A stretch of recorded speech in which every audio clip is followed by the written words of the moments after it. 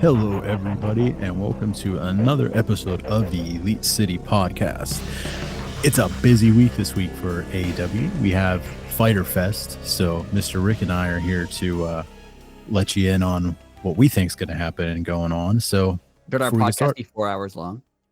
Yes, it might be, but with what we have to talk about later, it definitely won't be. Spoiler alert: I'll be in bed by then. But let's start with that. What do you think of a 4-hour show? I mean, okay, I'm going to say once in a blue moon. I don't mind, and they're doing it 2 weeks in a row. I don't mind it. I don't want it to happen all the time.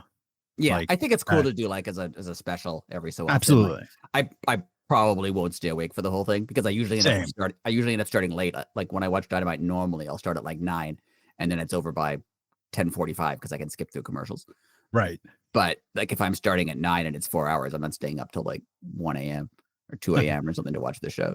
Like, no offense, but I'm not. It's Wednesday. Oh, absolutely. We'll go through like a couple of the big matches. I mean, of course, there's the international championship match. It's the again, AEW needs. I've been complaining about this for like 3.5 years now. Is it just a 4-way or is it a 4-way eliminator? I think it's a 4. I think they're always just 4 ways. Okay. I think. It's going to be good. I've just shout out to if you don't know who Mascara Dorada is, you're going to love him. Pay attention to that match. He's really good. I like that they're involving the CML people coming up towards the Mexico show. That's pretty fun. Yes. Let's see what else we got. The FTR match will be good. Atlantis Jr. He was the Ring of Honor TV champion, and I don't know much about Templario. I think he was on Ring of Honor once or twice, but I don't want to. I liked what they did on Collision. That was cool. That was fun. That was good. FTR, real quick, a little off topic.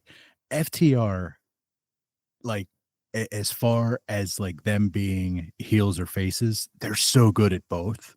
Yeah. Like Dax is like, he's the most genuine human being, but like when he kept putting the mic in their face and when it would be their turn to talk, he's like, oh, and then you got to do, you got to set the match up.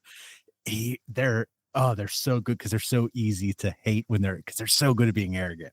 And they're really good at, it's like old school heel stuff like that, like taking the mic and pulling it away, or like when they had the match on the pay-per-view and they were just like talking smack during like when what's his name, Nigel was reaching for the ropes and Cash is like, come on, you're pretty close, you can do it. He's just like goading him. Like it's so easy, but it works every time. Yeah, absolutely. I don't know. Like, I mean, obviously they're up there with one of the best tag teams in the world right now, but them as heels, I would almost say they're better at it, but I like them. I like them as good guys. I like them as good guys too, because when they're good guys, when they're faces, they can do like we're hardworking, we're old school guys, we have families, we work hard, we want to bring prestige. Like they can do that whole thing, and that works. And then when they're heels, they can just kind of turn that, but they're still the same characters. They're not completely different guys. Now they're just full of themselves and think they're better than everyone, but it's the same kind of deal. They do it really well. They do it really, really well. I always find it weird when someone turns heel and is immediately like a completely different person. Yeah. Unless there's a reason. Like unless they have a reason for it. Like they got screwed over and now they don't trust anybody or something, right? But like sometimes people just turn heel and suddenly now they're like completely different. The FTR is still the same character, just like the heel version of that character. Oh man, they're so good. They're very good. We're gonna have the debut of Tekla. Now this is interesting. I'm gonna throw something your way. No opponent has been announced yet, but you brought to my attention in our text group that the WWE NXT releases are up on Wednesday. Yeah. Do you think I don't we know if see they'll debut them again because like Tekla's gonna win. I'm assuming they wouldn't bring her in to lose. True? But I mean, it could be like a lower card NXT person who's not like not a star, but like they signed to a ROH deal or something. And I could Good see that. call. Yeah, I could see that for sure. Um, Now, do you think any of the uh bigger names? I know saying like I know it's their developmental brand, but Yeah. like a higher name on the card, do you think shows up at this show? I mean, Cora Jade has been on like a bunch of Yeah, like not a bunch, but she's been on podcasts and things talking about Elena Black, actually. Elena Black. I'm not sure what she pronounces it, but anyway, her yeah.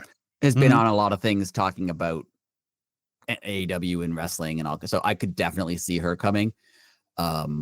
She apparently she was in AEW before, right? She was on Dark a couple times. I didn't remember that Yes. happening, but yeah, Yeah. I could see her coming.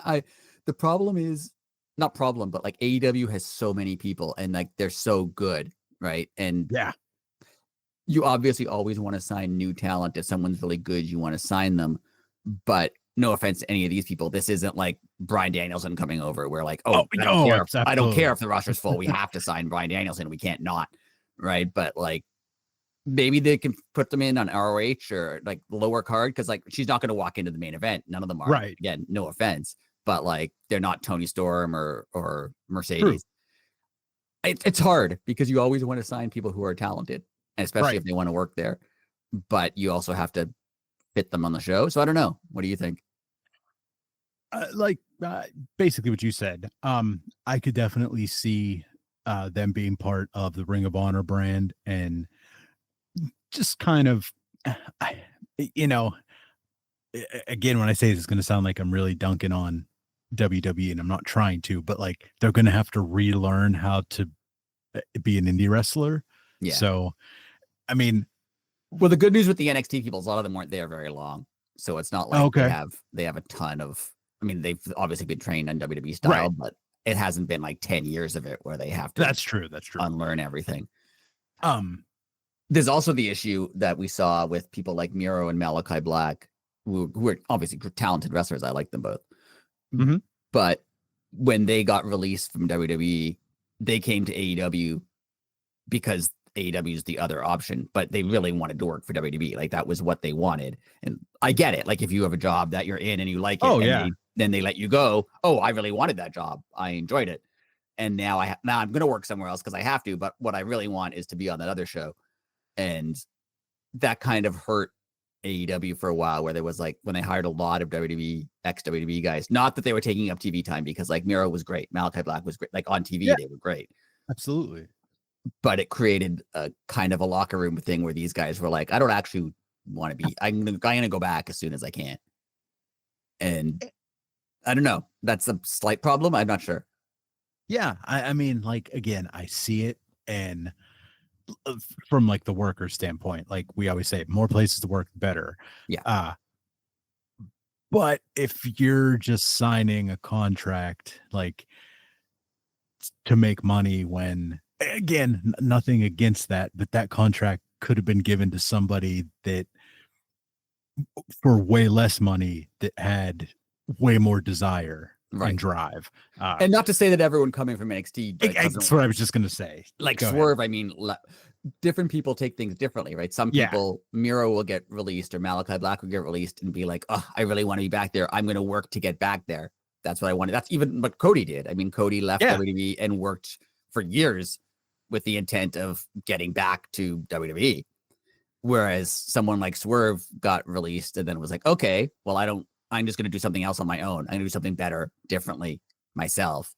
And it's just a personality thing, I guess. If you decide you want to, are you working to come back to WWE? Or are you working to prove them wrong? true, true. But I think some people will show up. I think there's a lot of, I think on Wednesday, someone will show up. It's a 4-hour show. It's a big show. I could see Oh, Cora good Jade or call. something showing up just to like get a reaction. Uh, Now the what we're gonna hear from the Hurt Syndicate. Do we see a Cedric Alexander? That would be fun. I mean, he's hinting at it a lot. Yeah, and he has been. like a lot. And I don't Yeah. know if this is like a teaser because he's already agreed to terms and he knows he's showing up one day, or if he's trying to get some buzz around himself so that he gets hired. Like maybe Tony Khan hasn't offered him a contract and he's trying to get some buzz. I don't know, but that would be cool. And I want him to come. Same. Now I messaged you when I watched Ring of Honor this week. I said it was really weird. Just randomly during a match, Caprice Coleman shouted out his ex tag team partner Cedric Alexander, and I was Yeah, like, I feel like he is. I feel like he is coming. And they're Now, doing it. They're doing it like they've done a couple debuts where they just drop a little hint here and there, yeah. which I like. Now, just playing devil's advocate here. Still need a unanimous decision. Does he come in and thumbs down MJF, and then there's a whole other, like you have like maybe two factions within the Hurt Syndicate? That would be fun if he showed up and thumbs down, and then MJF like has to win him over too, or that would be fun. Yeah, I would like that. Oh, that would be so fun. That'd be pretty cool. Yeah. So, well, moving along. Other than we got excuse me, I'm stumbling Got a over lot my to talk words about. here. 4 hours of stuff. It's not 4 hours, but Yeah, it's not 4 hours. Sorry, I was stumbling over my words there. Okay. Well, we now officially have a Hangman Swerve Ospreay angle. We're gonna put angle in air quotes because we don't know how it's gonna play out. But until last Wednesday, I kind of like how Swerve is the wild card.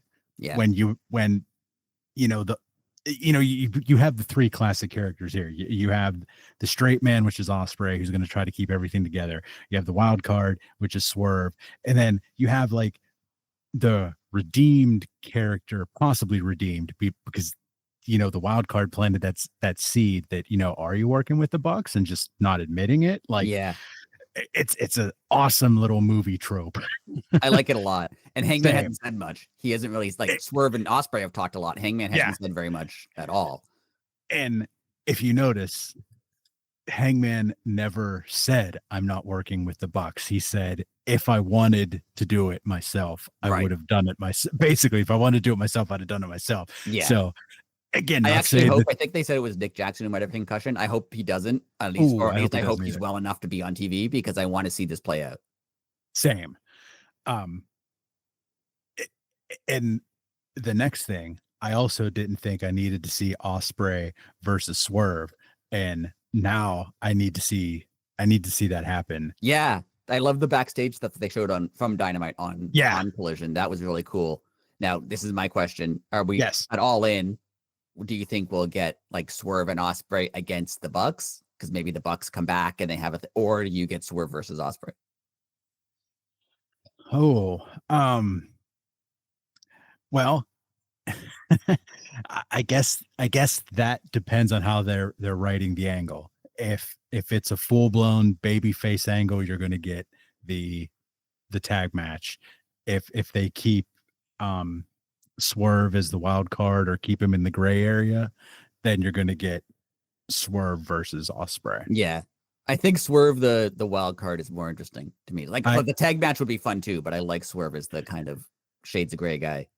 Yeah, it's something that you don't see too much. Like, and it's actually fun that there's, I'm going to talk up the trios division because there's an actual trios division that if they throw these guys into a match, there's automatically going to be pandemonium on their end that Ospreay has to try to keep under control. Like, it's going to get like these next, let's say there's like 45 days or something until these next 45 days of television and internet and social media. I think they're going to do it up like big. I like it a lot too, because like what I was talking about when, people turn heel and they become completely different characters. Yeah. One thing I always hated in wrestling was like someone turns face and he's just friends with someone who he was a rival with before. Yeah. And they don't explain why they're just friends. I like that Hangman's like, he never really turned heel. He's never really turned face. He's always just been himself, right? Save with Swerve. Yeah. but they aren't just immediately friends again now that they're on the same side. Like now that they're both against the Death Riders, they're not like just suddenly buddies. I like that. And I like Ospreay being like, no, we're on the same team. And then we're like, no, we're not. We're just because we're against them doesn't make us on the same team. Like, I like it. I like how they're doing it. I like how Hangman is kind of shy with his answers. I like how Swerve said, oh, I already did that. When Ospreay's like, we all got to get together and fight the Death Riders. He's like, I did that at Anarchy in the Arena. I'm done. I don't need to do it again. Like, I like all of it. And I have an analysis and a theory that I want to bring to you. Go on this. Now, I was listening to the What Culture podcast, and they did a podcast on who booked CM Punk better, WWE or AEW. And because it's been about 2 years since he went back to WWE, and he was in AEW for about 2 years, and both those times he had 6 months off with injury. So the time frame is about the same where he's been with the two companies. And they were just talking about how he was booked in WWE and AEW. And one of the things they pointed out, which I thought was really interesting, that at the time when they had Punk challenge for the title against Hangman, before this was like Hangman made that, workers' rights comments, but other than that, there was no issue really that we knew of between them. This before the press conference and the fights and all that stuff. Even at the time when they booked that match, Hangman versus Punk, the audience was kind of split. There were like a long time AEW fans who'd been there since the beginning who were like, no, we watched Hangman rise up and win the title, and he's our guy, and we don't want him to lose now. He hasn't had the belt that long. We want him to keep it. And then there were CM Punk fans and a lot of other fans who came in when CM Punk showed up who were, oh no, Punk should win. He's their top guy. He's their biggest star. He should win the belt. And they both had points. Like there was good points to either of them. And what it did effectively was split the fan base even before the stuff with all the brawls and fights and all that stuff. Like the fan base was already split. There was already we need to support the AEW guys and we need to just go with Punk. Like that split the fan base, and where Hangman and Punk were both faces, now they made at least part of the audience cheer against them. And if either of them is going to be your top face, you want 100% of the crowd to cheer for them. You don't want 30% of the crowd to boo them. So I think what they're trying to do, and they're doing it more effectively this time, is Hangman, Swerve, and Ospreay are all big faces. And I remember thinking when Ospreay and Hangman had that match, there's a portion of the audience that only wants Hangman to win the title. Like they want to see him be the one to beat Mox for the title.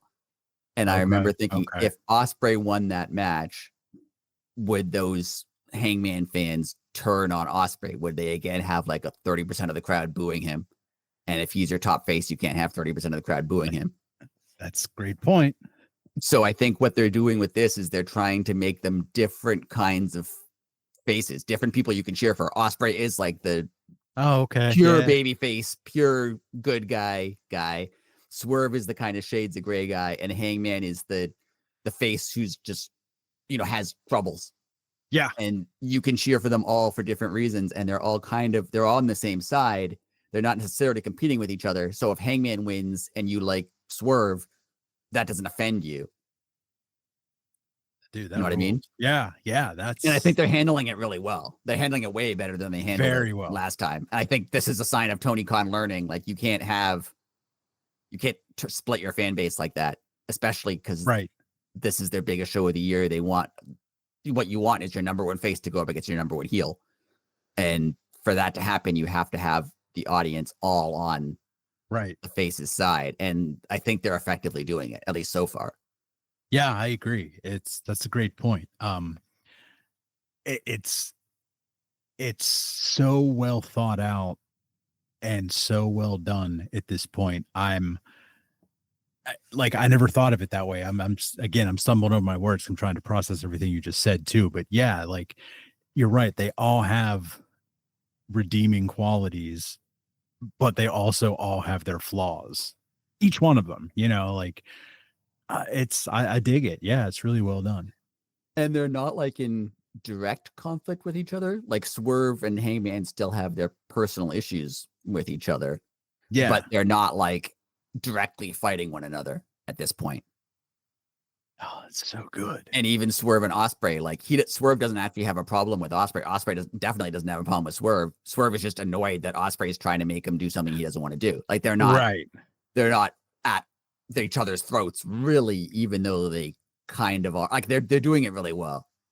Yeah, I agree. Well, speaking of doing it really well, um, the women's world title angle is also off the charts. Mercedes and Timeless Tony Storm finally had their face to face, Yeah. and I mean, it was amazing. Like you thought it was going to be, but it was just.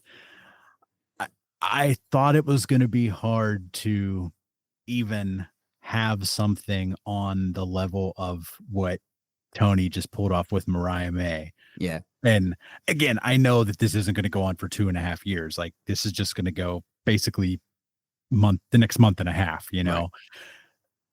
Right. But this is going to be big. Like, and it felt big. Like it felt like that felt like a moment to have them in the ring. Like that felt like a big. I actually think like no offense to Mercedes, she's not a great promo person. Like Tony's better than her on promos. Mercedes definitely held her own in this. Like she did a great job. Yes, she did. I do feel like they were both a little not nervous. I think they were both a little emotional at the moment, especially Toni. Like Toni kind of felt like she choked up a little bit. I agree. Yes. I think, and that's not a knock on them. Like I'm not saying that it's a bad thing. I just think it was such a big moment for both of them. Like I only realized afterwards that Mercedes was Toni's last match in WWE. Yeah. I remember you sent me the link. She posted it on Instagram, like a photo of them, and she Sasha Banks at the time gave her a big hug because I guess they knew she was leaving. So there's a photo of them hugging at the end of the match, and I think when Toni was like, "Oh look, we're both here. We both took our own path and we got here." Like I think she got a little emotional from that, and like she should. Like they did both. They both walked out on WWE essentially, right? And like you don't know what was going to happen at that point. Like your career could be over. Like yes, AEW exists, but was it going to be right for you? Were you going to fit in? Were they even going to hire you? Like you didn't, especially Toni. Like she wasn't as big of a name as Mercedes was. And yeah. Like obviously when Mercedes left, if she wanted to work for AEW, they would have hired her. Like Toni Storm probably, but you never know, and you didn't know how it was going to go for either of them. And they did, and they did take their own path here. Like they did their own. They're completely different than they were in WWE. They Mercedes went to Japan. Toni revamped her whole character. Like they both did it, and I could see why they were emotional in that moment. Oh, absolutely. Like they did in a different company, but they did everything they said they were going to do when they were coming up. Yeah, and like you said, like that was a big moment for them. Personally and professionally. And the promo was just great. Like when 2 lines, Toni Storm, first of all, when she was like, "Oh, what took you so long to get to me?" That was a great line. I thought that was wonderful. And when she said, "You're the greatest of all time, but I'm timeless," was incredible. Yeah. It's so good. It's another level good. How do they I mean, I think me and you both agree that Mercedes beats Toni. I assume so, yeah. Yeah. How do they get the TBS title off her? Because I was thinking of this. Like, if she wins, like you don't want her to lose before the big title match. Right. But you also don't want her to win and then like 2 weeks later lose the TBS title right after winning the world title. Right. Or win and drop the TBS title because then no one gets the bump of beating her. Right. Yeah, that's my other thing. If she just wins and vacates it, that doesn't work as well. But you're right. You don't want her to win the world title all in at the biggest event, and then she just loses 2 weeks later, but for a different belt. Like you don't want to do that either. Yeah. I don't know how they unless they pull like a stipulation where I don't need to see her. Not excuse me. I don't need to see. Just to remember my words again. I wonder if they put like a stipulation in where she would wrestle twice at All In, not All In at All In. Excuse me. Have her lose the title and then win Yeah, the I could see title. that. I And don't know. that's a little much. It's a But little much, but it's also tough because then if she loses but she wins, then like the person who beat her for the TBS title, like say it's Willow, right? right. Say if Willow beats her for the TBS title, and then later on in the night she wins the world title. Can't Willow just come out and be like, "No, I should get a shot. I just beat you." Well, yeah, exactly. That's what I And said. then you end up in the same problem, right? So I don't know what you do. I don't know. Like, I mean, obviously, if she wins, like we think she's going to, like, you gotta, she's got to ride that for a little bit. But if you go too far, like, is she still going to be the TBS champion at Christmas? Like, then the women's division is kind of on hold. Right. Like, I don't know how they're. I mean, obviously, there's probably a plan, but you do need to get the TBS title to like a lower card, like a mid card, like not even mid card, like upper mid card worker, like a Willow or a Stat would be great to have it. Because right now, when Mercedes has it, it's kind of a second world title because she's such a big name. So you do need to get it off of her, but I don't know how you do it. Yeah, I don't know. And I don't know, they haven't said anything. I don't think this is the case, but is this title versus title or is it just the world title? That's true too, because if it's not title versus title, then Toni could still win. Yeah. And then it's just like, then it's, Oh, this is so good too. Like they have so many good things going on. So many different ways it could go. I think I said last week, you just do Hangman, Mox, Toni, Mercedes, and Okada and Omega. And that's the show. You could put anything else. You could put nothing else on the show. Like you could do 3 1-hour matches. That's what I was just going to say. Like, yeah, that's perfect. Well, again, moving right along, we have Ricochet, who says he's looking for a stable. Yeah, that popped. It popped up out of nowhere, but I'm not surprised by it. But I didn't expect it. Same. I have two one's not well, I don't know. I have two possible destinations for him. Go for it. The first one's kind of a joke but it would make sense because they're all indie guys. But if he joined Kevin Knight and Speedball Bailey, all right, it'd be like the indie darlings. Yeah. But the one that makes the most sense is, I mean, they're all heels too. I could see him in Crew. Yeah, I thought of that too. I also thought of that. And I think they would be really good together. Yeah, they would be. I mean, Leo Rush is good, and Action Andretti is getting better because he's still green. Yeah. But you put just someone else that can talk. And like a main event level guy. Yeah. It consistently work, that would be an awesome and they have similar gimmicks. They're all kind of cocky jerks. Yeah. Like they fool themselves, they gloat, they're like flashy. It would work. I think that's probably the best option. And I think it's going to be a tag team because I don't think he's going to join like several separate people. I think he's going to get an already existing group. And I just thought of this. What if he joins the Elite? That would be good too. I know. That would really just fit. Thought of it. Yeah, that would really fit. And that would like reestablish the group as an actual group, not just the Bucks and Okada. And I think Okada's not on his way out, but he's not really around them as much anymore. I feel like they're phasing Okada out of the Elite. Not like he's going to have a breakup where he leaves the group. Right. But they're just not going to be together all the time. I feel like that's where they're going. My only other option was, what are Gates of Agony doing? They just kind of revamped. They just did a big thing on Collision. Okay, because I could see them because they're huge and he could just be a jerk to people and like then run and hide behind them and use them as like his muscle. I think that would be fun. That would be. But Crew makes the most sense, or the Elite, either one.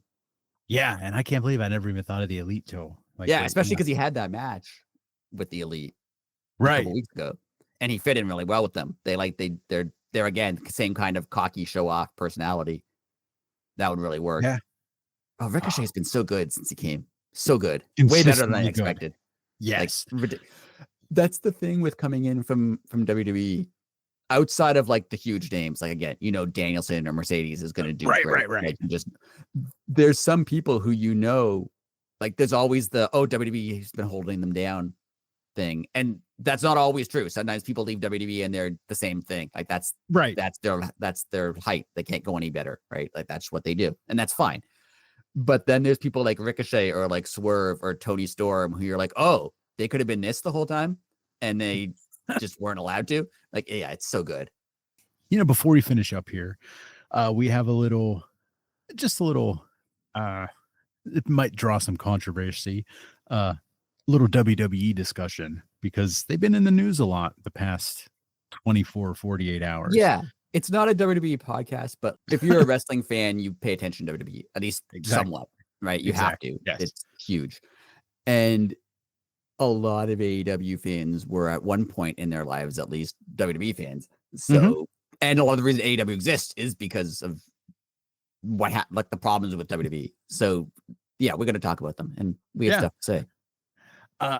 And first and foremost, WWE lets people go all the time, and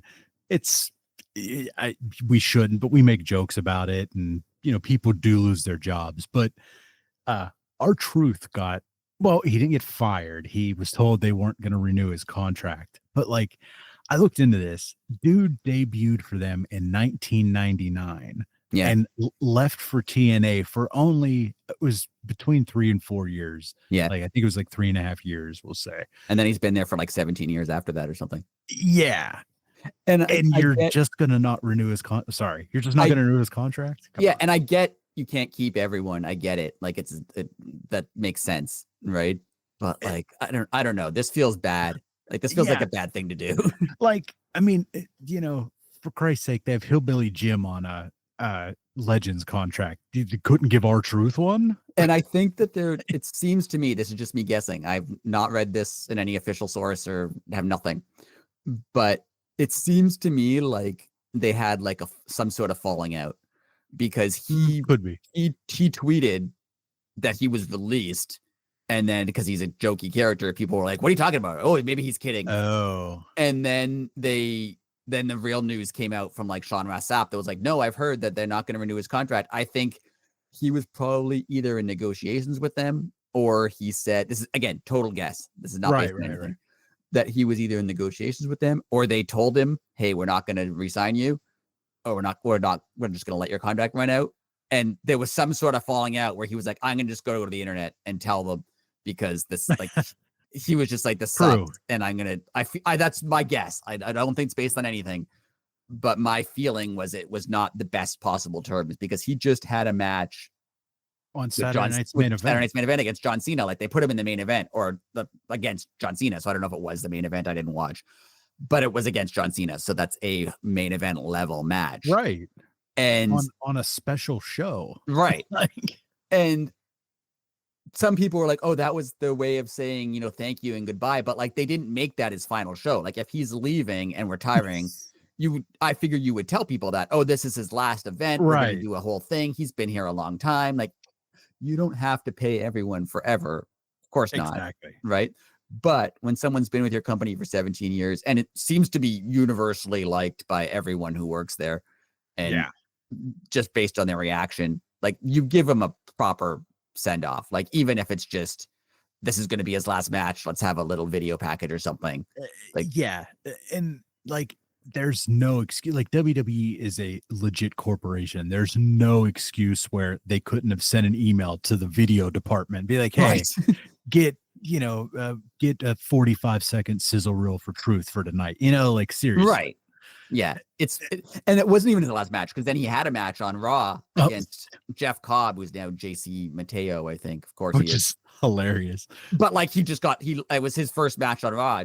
Jeff Cobb's first match on Raw, and it was like a 5-minute match where like it wasn't like a big thing. He just came in and beat R-Truth, and then they were like, "Oh, his career's over." Like it was like he's universally liked, and like Sean Ross Sapp put it out, he wasn't a main event level match, and like not a comedy match. Like they had an angle running up to it. Right. He supported John Cena, and he was. I don't watch the shows, but from what I've heard is he was like. He always had this running gimmick of John Cena's my childhood hero, even though he's older than John Cena, right? That was his running gimmick. That John Cena's been a hero for so long that he's my childhood hero. And when Cena turned heel, R-Truth was the only one who didn't believe it. He was like, no, he's actually a good guy. He wouldn't do this. He's a good guy. I know. Right. So that was they had an angle. This wasn't just like a one-off thing. Like he had a main event level angle with a storyline that people liked. And he had like a number one selling shirt. Like he was involved in the company. This wasn't someone who we're not using him. We're going to let him go. Right. And it's just like, what is good enough for them? I mean, I get that it's all about the bottom line and that, but like you just said, everything you just said is making money for the company. He had a top selling shirt. He's on major TV main events. I mean, that's all money that he's like, yeah. What do you have? And he did everything that was asked of him, right? And no one ever said he was hard to work with. Like, oh, he couldn't come to agreement on what his angle. Like, no, he apparently did everything. Like they asked him to be a comedy character. He was a comedy character. They asked him to do whatever. He did whatever. Like he was, I don't know. Yeah. And I know you can't keep everyone, but this reminds me of like, how on any team, there's a guy, like, let's do hockey. There's like a third or fourth line guy who's been there a long time. And maybe he shouldn't make the team realistically, right? Maybe there's a young guy who should take his spot, but he's been there a long time and he's good in the community and the fans love him and the team loves him. And he's like their glue guy. Like he's their motivational guy, right? Yeah. Teams who lose that guy are the teams that get in trouble. Yeah. Right? Like you need, like this year, Steven Stamkos was on the Lightning for, I don't know, 18 years or something. He was their captain and they were like, oh, we're moving on. And then, they're worse now. Like not just because he was a good player, but like he was there for however many years, right? Like and what does that say to the locker room? To be like, you're right. Like what is enough? What does that say to the locker room when someone who's been here for 17 years and is universally liked and works hard? And what does that say to anyone if you're not, Roman Reigns, maybe or Cody? Like, what does that say to anybody else who's in that locker room right now being like, oh, when my contract comes up, they could just get rid of me. Like loyalty means nothing. Merchandise means nothing. At least before you could say, oh, they're not going to get rid of me. Look how many shirts I sell. Exactly. But I don't know. It's bad. The morale there must be bad. It would have to be because, and like you said, for WWE does this all the time. They let people go and, people will send out their, oh, I'm going to miss you type things. But there was like, I don't want to say negative, but there was a lot of pushback from talent on the roster. Yeah, people who like currently work there. Yeah. And apparently before we went on air tonight, like they were taking people's signs that said like justice for R-Truth. Oh, nice. And like, because of course they did. Like, why wouldn't you let people like have fun for something that they paid for? But anyways, like, the fans are mad, the talent's mad. I mean, they don't care, but like, why would you want to work there? Sean Ross Sapp said he's been doing this for 9 years. And he said this was the quote most criticized and universally disliked decision they've done. Like talent-wise decision, not obviously stuff Vince did, but like talent-wise decision that they've done in those 9 years. And this is not 2013 WWE. Where like, Daniel Bryan at the time was treated badly and the fans were like, rose up and basically got him a main event, got him a world title run, right? Because they cheered for him so much. The audience who watches WWE now is more of like, first of all, they're a more casual audience. And it's all like this, insider fans, they watch AEW essentially, right? And this is an audience who's been taught that WWE is the best and WWE is great and everything WWE does is wonderful. And this is going to push them, I think, a little bit where they're like, oh, I like this company. I like everything they do, but like this kind of sucks. I feel like this will even offend like the most hardcore of WWE fans. Especially knowing that 1 second they can be there and the next second, like, I mean, at least he wasn't released. At least they paid out his contract, but that's not much. Right. But again, but 1 second you're there, 1 second you're not. Like, it's like as a fan, like you said, you just watched him on TV, right? and there's no explanation on why he's not. And it's different because he was a face. Like people were cheering for him, right? Like he's a guy that they wanted to see. It's not different, but it's kind of different if it's like a hated heel where like the fans didn't love him, but like the fans loved it. True.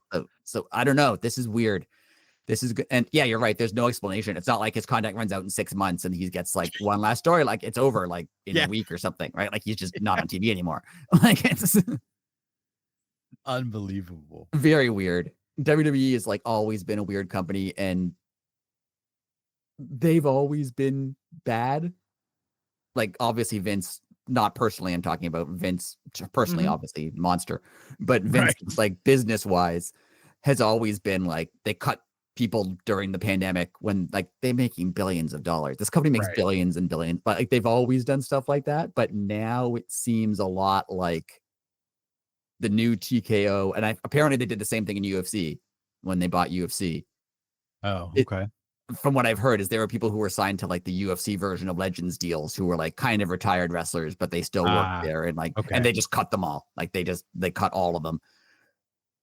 It just seems like it's like before Vince scrounged almost every dollar he could get and treated people badly. And now they're like, oh, he didn't scrounge every dollar. We're going to scrounge every one. We need every single one. We need to make an extra $100,000 by cutting this guy. Right. Like, it's like, I don't know how R-Truth made, even if R-Truth made $1 million, which he didn't, there's no way he got paid $1 million, but say he did, $1 million to this company is basically no money. Right. Like you don't think after all that time he made $1 million?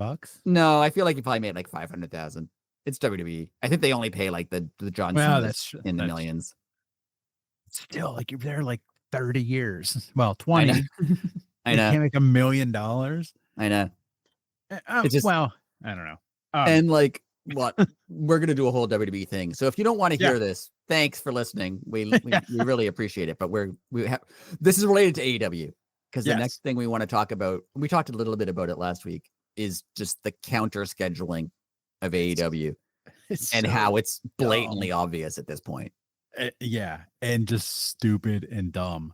Like WWE's problem is they think they know their audience and they don't, because why would you counter schedule a company that its fan base does not watch your product? Or if they do, it's not their number one. So, but that's the thing. It's not their number one. I'm sure there are lots of AEW fans who watch WWE, but like people choose one or the other most of the time. Yeah. Right. And AEW does have they have a obviously smaller audience, but it's a very dedicated audience. Like from what you've seen is like they have pay-per-views that like 100,000 people spend $50 for each month, which is the very dedicated. It's like a significant portion of their ratings. People are spending money to watch their shows. So it's a hardcore audience. And even if that's 2% of them, 2% of WWE's audience, people who also watch AEW, they're going to lose that 2% of their audience, because the people you're not going to choose, no offense to NXT. If you watch NXT and AEW, you're going to choose to watch All In. It's their big show. You're going to choose to watch All In. You're only hurting NXT with this. And it's very silly and weird. And it's not the only thing. Like they brought back Evolve and put it on Wednesday nights at 8 p.m. And I know it's on YouTube, but just in case, like maybe we can take 1% of AEW's audience by having a show online the same time as them. They're running the ECW arena apparently the week before AEW is, just to be like, we were here before. Like that doesn't affect, like there's not like people aren't going to go, right? Like it's just borderline pathetic, because it's just like, the other company exists, but we don't acknowledge that it exists, and they're not competition, but we do all this thing that points blatantly to the things that you deny, that like, just say you're being an ass. Just say you're being an ass. Like that's fine. Like when it was WCW and WWF, they just both said, oh yeah, we hate the other company, we're going to do stuff to make them look bad. That's what we're going to do. And like, it was petty, but at least you said you were doing it. Right? Yeah, at least you were honest about it. Yeah. Like, we said it on here a million times. Like Eric Bischoff literally gave the Mick Foley's title win away. Now, why you would choose to not put that on live TV is a whole other thing. But let's take that out of the equation. Like, your decision. I never thought of that, but you're right. Yeah. Like, that's how petty that was. Like, oh, this guy's big moment, let's just ruin it and tell everybody so they don't turn the channel. Like, Yeah, that's how petty it was, and they're still that petty, but it's a one-sided argument. Well, here's the thing that they're trying to do. Another thing that I think they're trying to do to hurt AEW, and I don't think it's necessarily effective, but it's more effective. Okay. Meltzer has said, and this is a quote from his newsletter, I think Okay. where WWE comes in, you can see that there are podcasters that are anti-AEW podcasters who are already trying to declare TNA as number 2. So I think they want to get thrown in, hey, TNA is number 2, and then they can get the perception of TNA being number 2 out there. And if the perception is out there, that hurts AEW. And lo and behold, last week, Eric Bischoff, quote from Eric Bischoff, if I were AEW, I'd be much more concerned about TNA than I would be WWE, because that's your real competition. If you're not careful, AEW, you're going to find, instead of looking in your rearview mirror and seeing them coming up from behind, you'll be watching them pass you by because they're gaining steam. This is a concentrated plan. That's why they're partnering with TNA, because they want, I mean, TNA is not close to AEW. They're not. No, they're not at all. But they want that perception out there among the fans that there's one other company and it's TNA and they're working with us. So don't even think that there's another company. Like there's 2. And that's how silly and petty they are, that they're just like trying to put that perception out there. Like everything WWE does is the perception of things. Right. But again, they don't know their audience because like, again, if you watch TNA and AEW, TNA is your number 2. Right. So the only way it hurts is, and Meltzer does say this, Meltzer explained that the WWE TNA partnership can hurt AEW internationally, as TNA can use WWE's presence to secure international TV deals. And I think that's actually worked, because Sportsnet here in Canada used to show Raw on Monday nights, and now Raw's on Netflix. So they lost that. So now they show TNA. And what Meltzer has said is when WWE pulled their shows from various networks around the world that showed Raw, they said, hey, here's a guy at TNA you can call if you need to fill some programming. It's wrestling. Some of our stars are even on that show, meaning it's the NXT stars. But right. So that AEW couldn't take that spot. So that Tony Khan couldn't call up and go, hey, you're not showing Raw anymore, show Dynamite. They already preemptively gave them TNA's contact information. And it worked, because like Sportsnet here shows TNA, not AEW. Again, like I get that, but you're talking about $100,000 to $1 billion company. Like what you're talking about 10,000 people. Like are you that petty? Yes, they are. Well, I guess it's all to take like one fraction of a fan here, 1% of a fan here, 1% of a fan there. Like that's all it is. They're that petty that they thought that they could just crush them. AEW. They thought they could put NXT up against Dynamite and it would just crush them and they'd be gone in the first year. Let's crush them before they even get a foothold in the industry. And they couldn't. So now they're just petty and like just doing this. Like, yeah. Well, yeah, when we found out a few weeks ago how much ticket prices were for WWE in general, it really struck a nerve with me. And I actually wrote a piece of actual literature just to get all my points down. So here's my little thing that I wrote about WWE and WrestleMania and ticket prices and all that. Says, once upon a time, there was a thing called the Showcase of the Immortals. It wasn't just a slogan. It was WrestleMania. For fans of a certain age, for a certain time, those words meant everything. It was the biggest night of the year, no matter what. Even when you stopped watching the shows regularly, you still tuned in for Mania. It was tradition. It was absolute magic. Every WWF fan growing up dreamed of standing in the main event spotlight. We created our own WrestleMania moments in backyards and basements during sleepovers, had titles made of cardboard, and promos shouted into hairbrushes and finishers onto old mattresses. But somewhere along the way, something changed. WWE is not what it used to be. It's gone from arenas and stadiums to boardrooms. WrestleMania is no longer about the immortals. excuse me. It's more of the showcase of the Immortals brought to you by Ford. The spirit is gone, replaced by sponsorship deals and corporate synergy. Kenny Omega recently joked that we're only a few years away from Mr. Beast versus Logan Paul headlining WrestleMania. The sad part is he's probably right. And WWE, now under the TKO banner, would likely celebrate that as a billion-dollar company, because in this era, talent isn't measured by passion or ring work. It's measured by dollar signs and Instagram followers. The company has openly stated they're recruiting former college athletes and former pro athletes. That's fine in theory, but what about the lifelong wrestlers, the artists, the storytellers? And what about the fans? If you want to attend, you better be rich. A front row seat at SummerSlam is $40,000. Think about that. That's the price of a car. That's not absurd. That's exclusionary. So who is WrestleMania for anyways? The wrestlers have been replaced by influencers, the fans by celebrities looking for a front row photo op, and it's heartbreaking to witness the fall of something that was actually sacred to a bunch of people. A show that used to define professional wrestling now barely features wrestling at all. And with TKO in control, who knows what's next? In a few years, WrestleMania might be recognizable. It could be anything except what it used to be. You didn't watch, obviously, the first Raw on Netflix? No. But the first Raw on Netflix was what you say. Like, it was The Rock coming out, and he literally just thanked sponsors.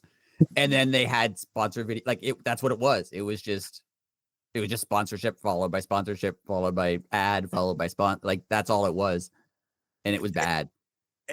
Again, I understand like that you need corporate sponsorship, like even pro leagues have corporate sponsorship. I get that, but you know, you said you went to an NXT show and live they showed you commercials, right? You don't need to do that. And I get it. Like AEW has sponsors, right? Like they have stuff written on the ring or on the boards, or they have like matches sponsored by whoever. Like, of course, everyone does. Yeah, free money. Like we came out today, WWE has Slim Jim branded tables now. Yeah. And to the point where they said commentators will say he really stepped into that Slim Jim table. Like it's like, yeah, come on. And like, so I saw someone on Reddit point out tables aren't technically part of the match, right? Like they're, unless it's a tables match, they're just like something that wrestlers pull out from under the ring. So now even that suspension of disbelief of like, this match has gone too far, he's pulling on the table, is branded, right? Like, it's so I can't bad. wait till there's a moment where like there's like a violent beatdown and he's like, oh, this is going too far, this is brutal, oh no, he's got the Slim Jim branded table. This has gone too far. This isn't sponsored by anybody. That was an actual weapon. Well, when you talk about prices, like when Elimination Chamber was here, right? It was at the Skydome Rogers Center. And I thought that'd be pretty cool to see wrestling at Skydome. And it was John Cena's last match in Toronto. And sure, the top level, it's called the 500 level, like the top deck of a baseball stadium that holds 50,000 people was $250. Jesus Christ. And like, there's no way. It's Elimination Chamber. They have a cage hanging above the ring all night long, right? You can't see anything. There's like, if you're also true. There's no chance of you seeing anything from those seats at all. Like you're watching a TV, like you're watching the screen. Yeah, you're watching the big screen 100%. Whereas I bought tickets for All Out that are like on the 100 level of obviously a smaller arena, but like good seats, $75. There you go. That's like a perfectly reasonable price to pay for something that's cheaper than I thought it would be. I was expecting to pay more. Like there was no way. It's crazy. It's to the point where like, you're right. Who is going? If you're spending $200 a ticket, and like it's generally for families, right? Yeah, like, that's what I was just gonna say. Like, if you have like even one parent and two kids going, you're spending $600 on tickets, and then didn't get in the door yet. And that's for and then everything else you want to do. And that's just for like a regular show. That's for like that. This is Elimination Chamber. This isn't WrestleMania. This is just like a regular show.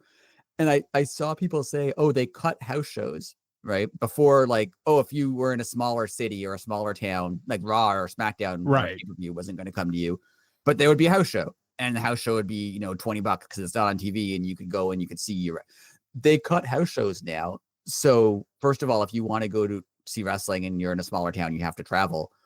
But the only thing you're going to get now is Raw or SmackDown, where it's $200. You can't go for 20, 30, $50 anymore. Like, you just can't. That's not an option. That's just dumb. Like, you're pricing out your fans. You are. Yeah.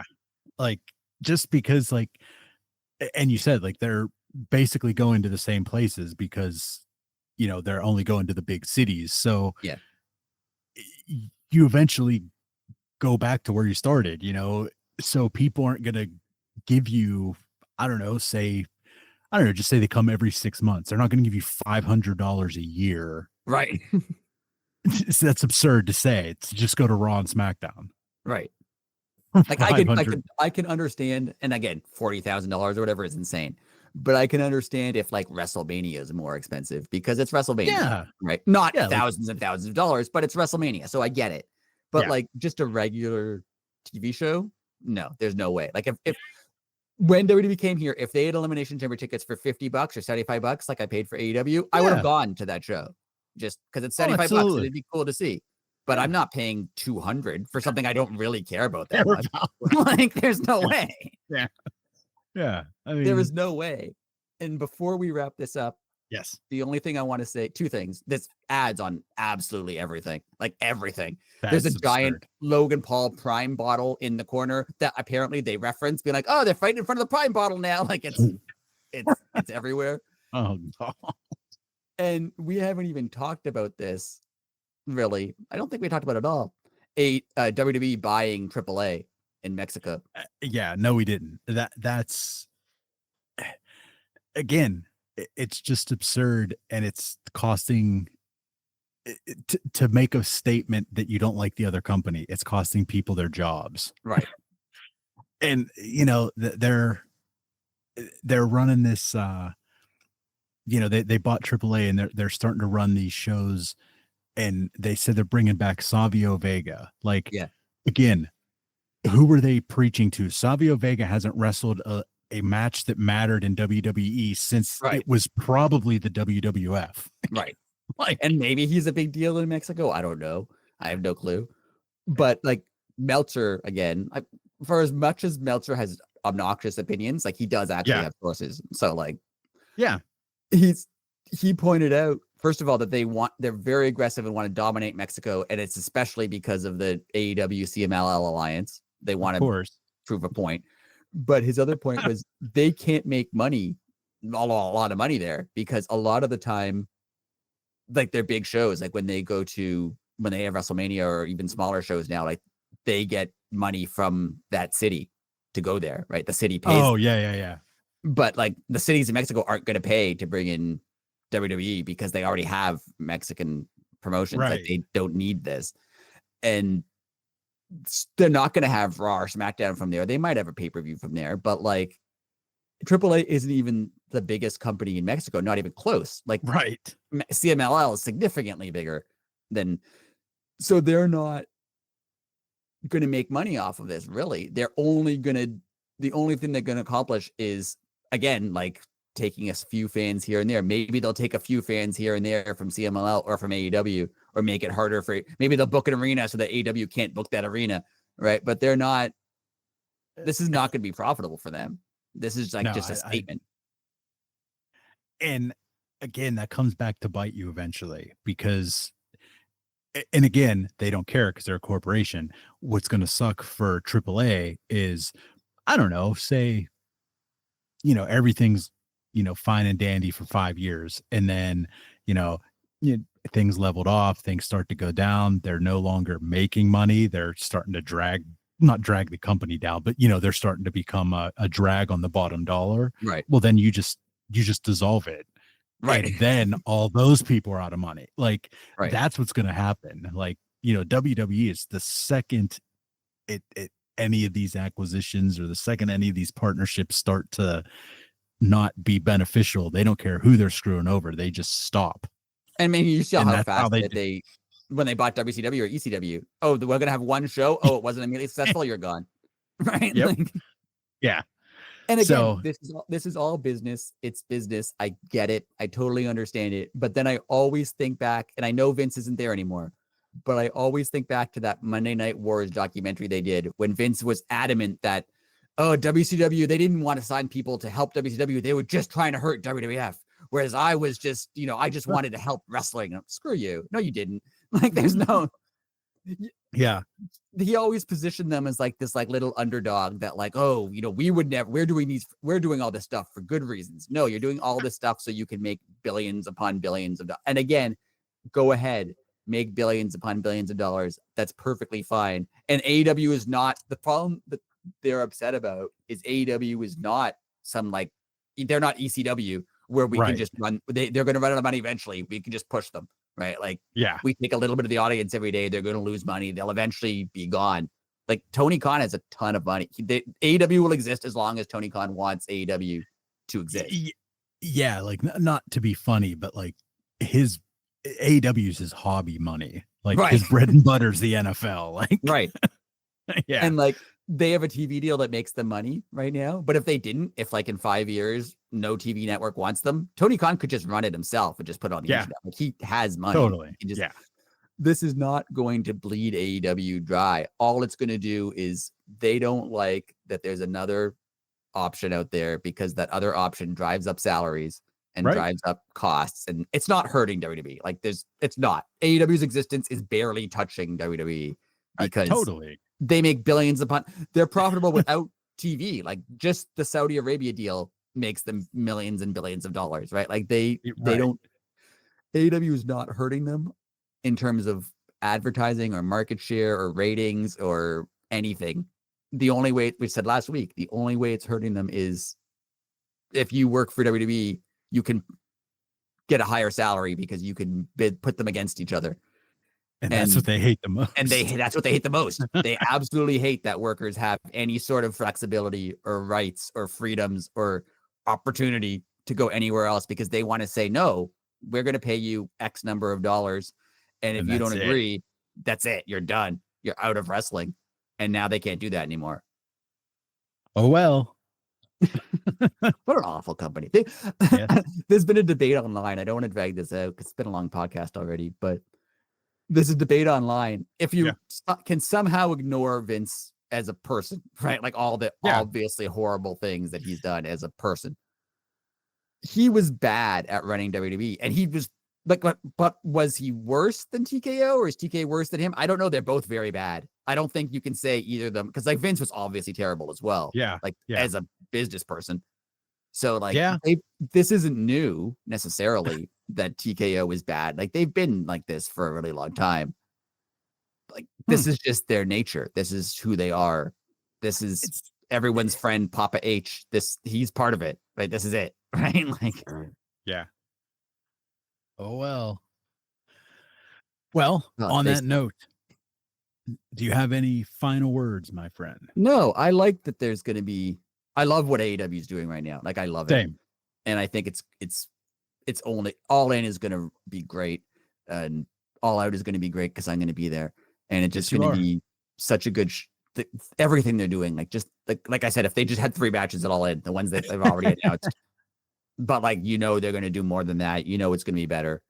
And I don't think I'm going to stay up late to watch Dynamite, but I will watch it. I'll just watch it over 2 days. Same here. I'll probably do the 8 to 10 and then the next day, Thursday, do the second hour or the second 2 hours. Yeah. But thanks for everyone for listening. And I know we talked about WWE a lot, but we felt like we had to, and it felt like it was relevant. Yeah. Especially we're not going to do it all the time, days. But yeah. Thank you everybody. Again, we are at Elite City Pod on all social media. Go to our YouTube. Make sure you like, share, and subscribe. It helps us out.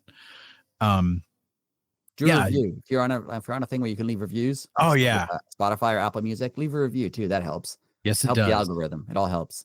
Yes, it does. So yeah, on that note, thank you. And we're back to our normal schedule again. So, you'll be dealing with us weekly again. So again, till next week, have a good one. Later.